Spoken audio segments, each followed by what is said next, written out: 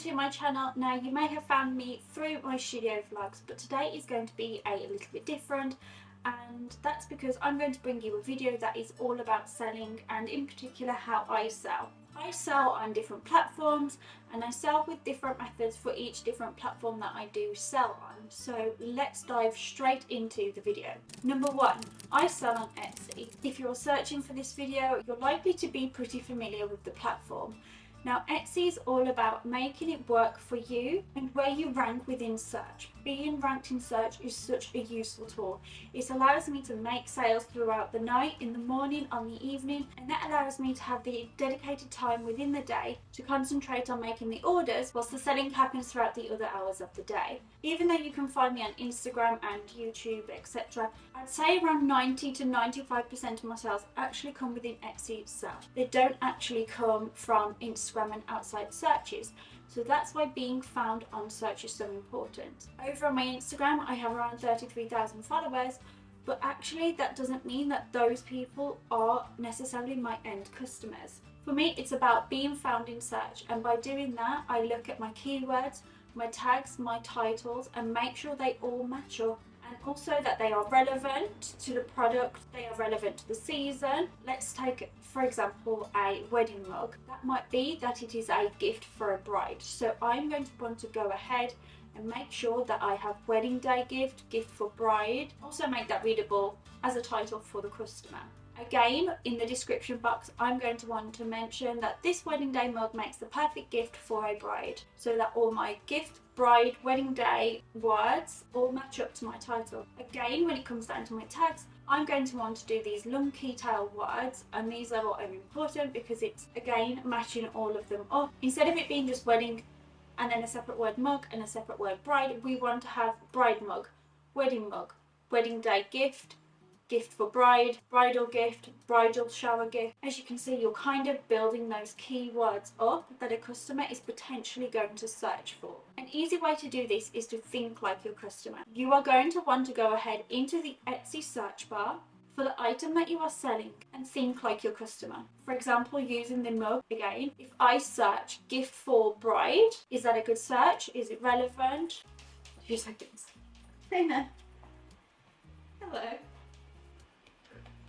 Going back to the search, in terms of looking for the mug, we are going to want to think like the customer. If I search wedding day, what comes up? Is it wedding day gift for bride? I usually get a piece of paper and I start jotting these down, and then that means that when I do my tags, titles and descriptions, I've got a reference to go off. All of this information I have included in a PDF guide for you. You can find that in the link below. You can pick that up for free, a couple of dollars. You could pay $5. Whatever you feel like the worth is to you. It is simply a pay what you can basis. I have also made a video. It isn't actually made public, so it's not searchable, but I will link that again below, and it will kind of reference itself with the PDF guide and the information that I've gone through today, but in a much more in-depth process of around 10 to 12 minutes or so, just talking through how to get found in search on Etsy. My second platform on which I sell is Gumroad. Gumroad is a fantastic source if you are looking to sell your products digitally. I only switched over earlier this year. It has been fantastic. It is easy to use as both a customer and from a business point of view. You can have maximum uploads. You can upload, for myself, I upload Procreate brushes, my classes, guides, anything that is digitally, it is all over there. I used to do this over on Wix, but the problem I had with Wix is I was limited to what kind of resources I could upload. That's why I had a look at what else was available. In terms of digital, I also sell on Skillshare, so it's not actually selling as in checking out and adding to cart, but it is a subscription-based service. For that, you have access to thousands of online classes ranging from photography to line art, textiles, whatever it could be within the creative and business industry. You will find other teachers and creators creating content. That again has been a wonderful platform. It is relatively straightforward. A lot of the users don't actually come from my Instagram or YouTube. They are actually from Skillshare platform itself. So that's another tool to create this brand awareness about yourself and about your business. This may not be of any interest to you if you are looking to create physical products through Etsy, etc. But I thought I'd just share some of the ways that I create revenue and sell for myself. In terms of Wix, I've never really sold any physical products. I've always, again, kept it digital, but I do know you can set up a shop easy enough. The main reason I wanted to keep all of my physical products over on Etsy was because of that useful search tool. It just means that Etsy are bringing in the customers to their platform. You've already got eyes on the platform, and then that just means that your hard work has got to be found in search. There's plenty of pros and cons with Etsy. Everyone has their opinion. I grew a successful and sustainable business through the platform. As long as you factor in those fees, you can use an Etsy fee calculator for both the UK and the US. It just allows you to see your price, your shipping, your profit margins, and that's including all the fees that come out. So you know that baseline profit margin you are going to make. And as long as you are happy with your baseline profit margin, you know you should be good to go. This leads me on to my next thing. Although I know there is complaints about the rising fees on Etsy, for me, that is nothing in comparison to shipping wholesale. I've sold wholesale to different companies, whether that's in the UK on a fulfillment basis, where I featured on their website but I fulfill the orders, or secondly, when I have placed X amount of products and then I make them and then invoice them at the end of the month. Now with wholesale, it's kind of working on a much lower price point. So for me, my better margins are with Etsy, and that's why I've always kind of preferred that as my main selling method. Now moving over to social media as a form of selling, if I'm being really honest, I'm not great at it. I don't really go for the hard sell on Instagram and YouTube. It is very much more a much organic process. I enjoy the creative process behind making videos, making content, sharing my journey. So I know this probably isn't the best strategy, so I'm not going to necessarily advise it because it's not like hard-earned sales, and I'm sure there are plenty of people out there with recommendations on how to sell to your customers. But for me, my social media channels are all about brand awareness and sharing that journey with everyone, and sharing how much like passion and enjoyment I get out of making those products and just the quality that goes into them. When you're selling on other platforms, it's hard to get the message across about how much you love making what you do and how much passion goes into the product. Whereas when you take social media, you have plenty of ongoing opportunities to share how much you enjoy making your product. Whether that's a drawing video about the process, the behind the scenes of packaging it, it's all about bringing the customer along for the journey. My top tips about sharing behind the scenes of your business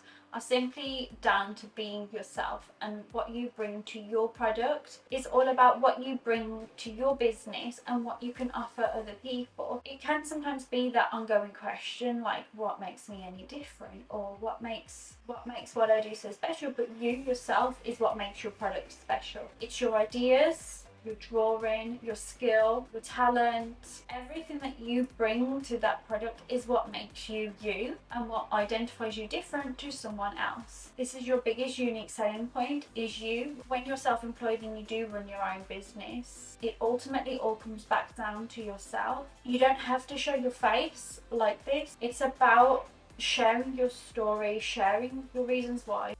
Look at what makes my business me and how I can introduce that into my social media. For me, it's all about sharing my passion for typography. It is something I've absolutely loved since I've been a young age, and that comes down to my dad being a sign writer. This is the book that I had when I was a child, which was my dad's reference book for his sign writing days, and it's something I keep in my office and keep it on this clip frame.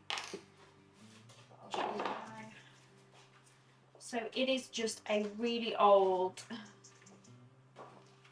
ABC of lettering, $2 from America, full of all different interesting letter forms and inspiration. I love my calligraphy, and you will see me over on social media occasionally do my calligraphy and again over into my products. But for me, my main passion is typography and lettering in general. So where calligraphy is more writing, lettering is about illustrating letters as such. And then on the complete flip side of it, I absolutely love making products. Going forward in the future, I want to create a lot more products based upon my lettering pieces that I do, and hopefully in the next coming videos you will see that come to life as I create some new products, and I want to create some really big, just one-off pieces. Don't know if it's me daydreaming right now, but that's kind of something I want to aim for and push myself.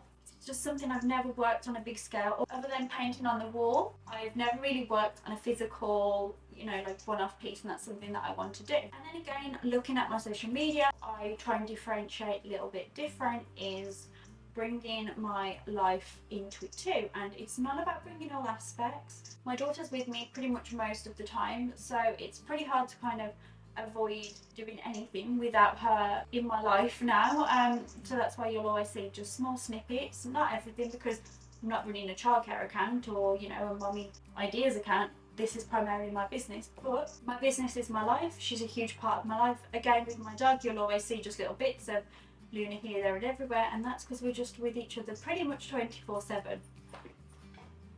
And you come in from the sun, Lou? She's been sunbathing outside for a bit. Then there's also plenty of things that for me personally, I don't feel like anyone needs to see, so I don't bring my family life into it. I don't really bring much of my home life. It is pretty much just my work situation. Not that many people know, but I play football, so I'm actually very much a tomboy, and I absolutely love football. But that serves absolutely no purpose to anyone over on my business. And as much as it's about being you and what you bring to the table, if people are following me for my lettering and just little snippets of behind the scenes of the business, I think they'd be pretty shocked if all of a sudden they saw clips of me playing football. So that is something I keep totally separate. That's home life. It helps me create that boundary between the two. So when it comes to selling my products over on my social media, I try to look at it from a organic approach. So if it is something I'm working on, I will share the behind the scenes of what I'm working on, bring people along for that, and then I will just let them know when it is launched, this is available. I have to admit, I probably need to self my coach to be like, right, I'm selling this, I'm selling, like this is what I'm going to sell, like bam, here it is for sale, like please buy it, here it is, got 2 left, please buy one, thanks for buying, and create that snowball effect. I'm just not great at that. It is very much more like, I'm over here making it, and then I'm like, ding, please buy it. That's my very kind of soft approach to selling on social media. For me, it works. It's not in my nature to be sell. That works absolutely fantastic for other businesses, but for me personally, I know that my skill set lies in making sure that products get seen and sold over on Etsy. And that's where all my efforts go. So whenever I'm about to list a product, I do the research first. It only takes 5 minutes. I put the kettle on, make a cup of tea, sit at my desk, look at how that product can be sold, and then I get to work with doing the tags, titles, and keywords. If there is anything more in depth you'd like me to cover, please let me know in the comments and I can create some future videos for you. If you are new, I hope it starts to kickstart your business and start that creative journey for yourself. It's not all rainbows and sunshines. It can be pretty difficult and it can be unmotivating when you don't necessarily have sales. Carving out the consistency for yourself is one of the biggest things you can do. Although growth within the business is fantastic, we can't always keep going up and up. And instead of having those ups and those downs, I think some of the best groundwork you can do within your business is creating the sustainability, allowing yourself to have more consistent months rather than really high seasonal highs and really hard lows. Of course, you're always going to experience some sort of high and low. In terms of looking at sustainability within a business, the way that I do it is just really simple. I've not necessarily learned it anywhere, but it's just something I've kind of always gone off, and it's like, how much money do I need to make, or versus how much money you want to make. So kind of look at that figure, whatever that means to you, and then I either divide it by how many weeks, so I'll kind of have a weekly goal, or even further, a daily goal. So it could be like, do I need to sell 1 to 2 products a day? If you look at your revenue, you can work out how many products roughly that takes, and then those products you can break it down into how many weeks are in the month or how many days are in the month, and that means that from that figure, you can work out how much you need to sell per week or per day if you want to, and it just makes it a lot more manageable. For example, to try and sell, say let's do a really small round off figure of £300, you can see it as that you need to sell 1 item a day at £10 to kind of meet that revenue mark for the end of the month. I did this when I was looking to grow the business. You go from completely zero of making nothing, no customer base, and you're like, right, how can I make £300 to £400? and then it's like, how can I make £1,000? And then it's, how can I make 1.5? How can I make 2? How can I make £1,000 a week? And it's almost like as you grow and moving those pillars, but creating that sustainability across the month, just by looking at it in much smaller sections, it makes the task a lot more manageable and a lot less daunting. Instead of looking at like, I don't know how I'm going to sell X amount this month, it looks doable. It's like, right, how can I sell one product a day? How can I do that? Whether that's going on your social media and talking about that product, or sharing how you're doing that product, or actually going back over into your marketplace and working on the tags titles and improving that listing and getting it ranked higher in search. There's always ways within your control that you can try and create more sales. Again, this method I also apply to kind of when I'm looking to grow my channels or looking to grow my social media accounts. No matter what it is that I'm looking to kind of sell, I always apply this same similar method. I hope you found some of this information in this video useful. If there is anything else you would like me to explain, whether that's in business, being found in Etsy search, or social media channels, please let me know in the comments below, and I can always look at how I can create some future content for you. As always, thank you so much for watching, and I will see you in the next video.